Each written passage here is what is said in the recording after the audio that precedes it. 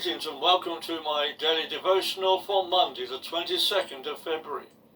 Our reading is from Hebrews 5 and verses 11 and 12. About this word, there is more to say to you, and it is hard to understand, because you become sluggish in your hearing. By this time, you ought to be teachers, but you need someone to teach you again from the beginning the fundamental principles of God.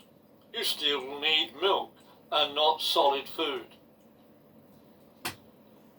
Being sluggish in hearing is something that I was familiar with, especially at school and my early working life. Learning didn't come natural to me. It has always been a hard slog. But part of my testimony of how Jesus has led me is that he enabled me to develop ways of learning and remembering what I learned.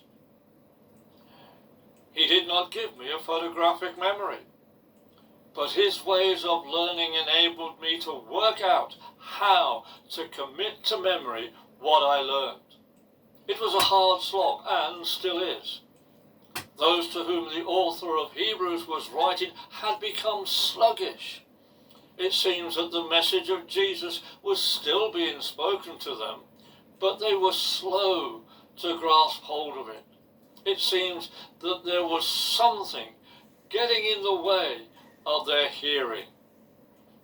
At school, I was not really interested in what we were being taught, unless it was a practical subject such as woodwork, metalwork, or music. Hence my school report often contained the words, "could do better." My hearing at school could be described as sluggish. How is our hearing concerning Jesus? I have to confess that at school anything was more interesting than the subject matter being taught. Do we find that there are many things in the world that we find are more interesting than learning more about Jesus?